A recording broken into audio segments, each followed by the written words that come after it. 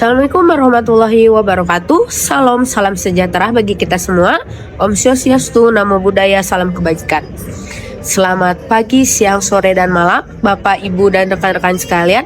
Perkenalkan, nama saya Azhar Najwa Faridah.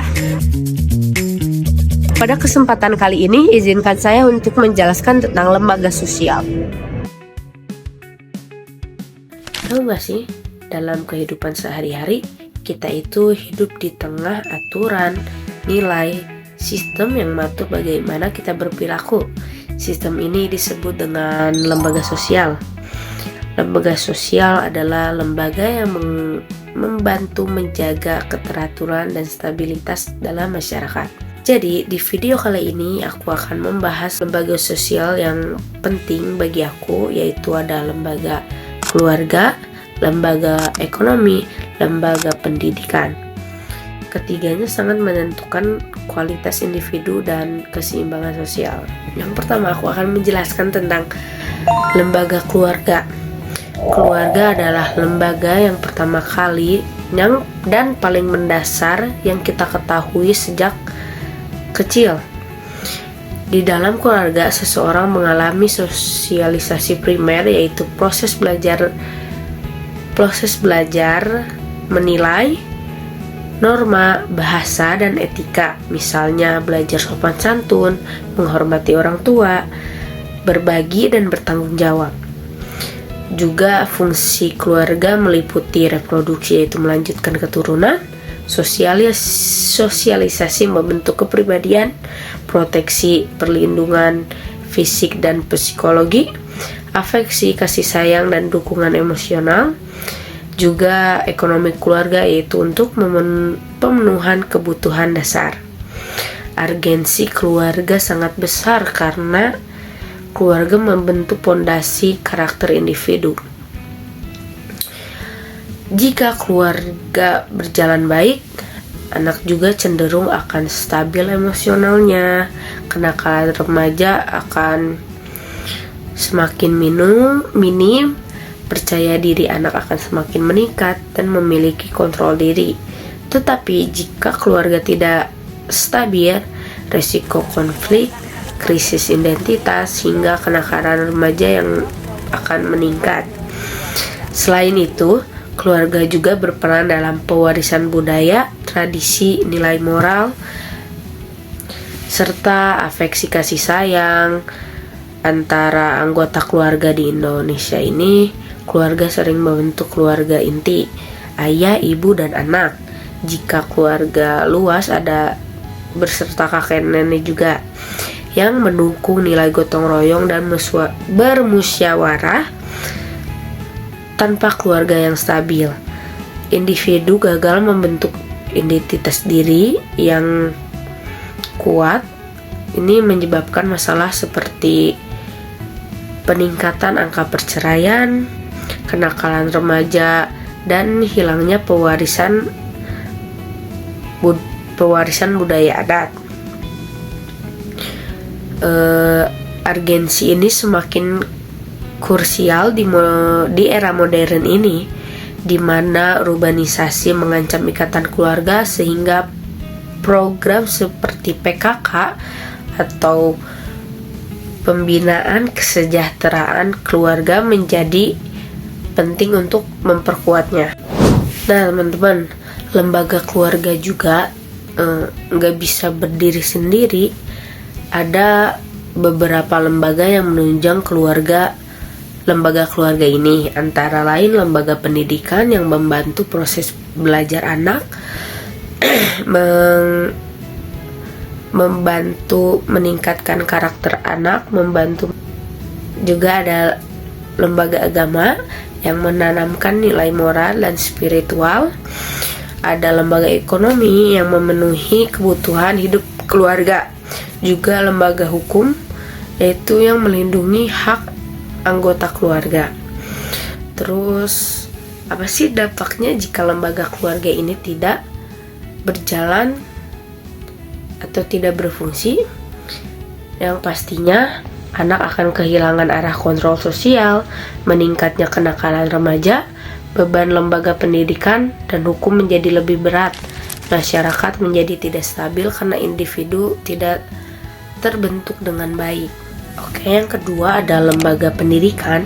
Pendidikan adalah lembaga sosial yang berfungsi untuk melakukan sosialisasi sekunder, artinya individu belajar ilmu pengetahuan, keterampilan, disiplin, dan nilai sosial di luar keluarga, baik itu sekolah, pesantren, maupun perguruan tinggi.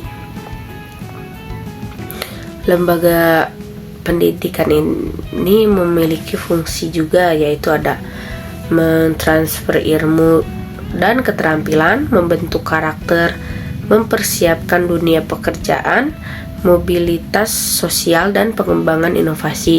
Terus ada urgensi pendidikan sangat besar karena pendidikan menentukan kualitas sumber daya manusia.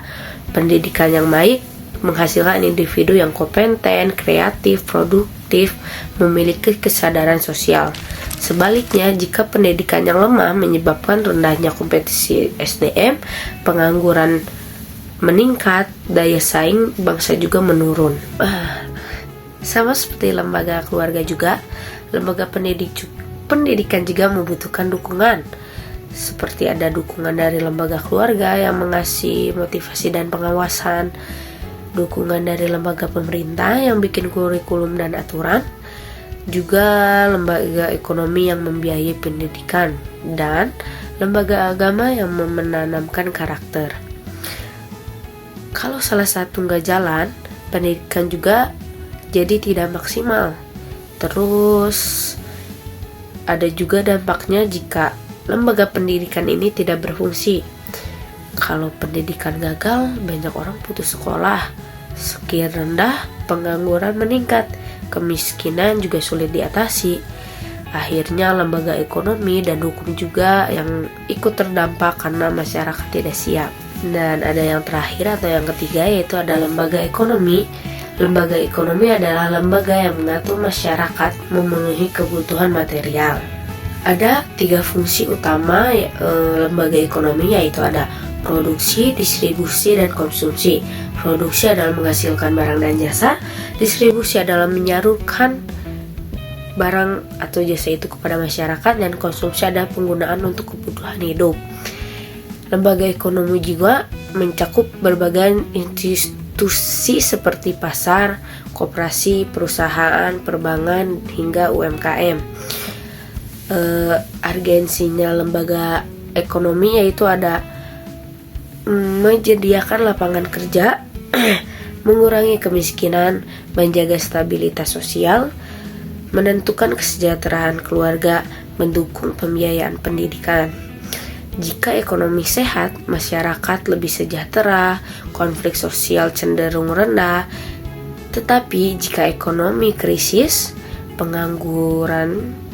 banyak pengangguran, banyak orang yang kemiskinan, dan stres sosial meningkat. Ekonomi juga menciptakan keseimbangan antara penawaran dan permintaan untuk menghindari inflasi dan deflasi. Di konteks Indonesia sebagai negara berkembang, urgensi lembaga ini terlihat dari kontribusi terhadap sektor ekonomi yang mencapai 60% pada PDB nasional, penciptaan lapangan kerja, dan pengetasan kemiskinan melalui program. Tanpa fungsi optimal, masyarakat menghadapi krisis seperti pengangguran massal seperti ada di pada zaman pandemi COVID-19. Banyak orang yang dipecat. Pokoknya contohnya pada pandemi COVID-19 yang rata-rata perusahaan mengeluarkan sebagian pekerjanya. Terus ketimpangan kaya dan miskin, dan kerusuhan sosial akibat kelangkaan barang pokok. Ekonomi juga berpengaruh langsung pada kualitas hidup keluarga dan akses pendidikan. Sama seperti lembaga pendidikan, lembaga keluarga, lembaga ekonomi juga tidak berdiri sendiri. Dia membutuhkan dukungan, yaitu ada dari lembaga keluarga untuk menemani proses atau etos kerja, ada dari lembaga pendidikan yang untuk menyiapkan skill, dari lembaga pemerintah untuk membuat kebijakan, dan lembaga hukum untuk membuat keadilan. Jika lembaga ekonomi tidak berfungsi, yang pastinya kemiskinan akan semakin meningkat, akan adanya konflik keluarga, dan pendidikan juga akan terhambat. Oke, selesai. Itu dia penjelasan dari saya. Dan pada kesimpulan kali ini, ketiga lembaga tersebut ini saling berkaitan dan saling menunjang. Keluarga mendukung pendidikan melalui pembinaan dan motivasi. Pendidikan menunjang ekonomi dengan menciptakan SDM berkualitas. Ekonomi menopang keluarga dan pendidikan melalui pemenuhan kebutuhan dan pembiayaan. Apabila salah satu lembaga ini tidak berfungsi dengan baik, akan munculnya efek domino sosial yang mempengaruhi lembaga lainnya, seperti meningkatnya konflik sosial, menurunnya kualitas SDM, dan terganggunya stabilitas masyarakat. Oleh karena itu, menjaga keberfungsian lembaga keluarga, ekonomi, dan pendidikan merupakan hal yang sangat penting demi terciptanya masyarakat yang stabil, harmonis, dan sejahtera. Setiap dari kita adalah bagian dari lembaga sosial. Apa yang kita lakukan hari ini akan mempengaruhi masa depan masyarakat. Menjaga lembaga sosial bukan hanya tugas negara, tapi juga tanggung jawab kita sebagai bagian dari masyarakat. Itulah mengapa pentingnya lembaga sosial bagi kehidupan kita. Terima kasih sudah menonton. Maaf bila ada kesalahan atau ucapan yang kurang mengenakan. Terima kasih. Semoga bermanfaat. Wassalamualaikum warahmatullahi wabarakatuh.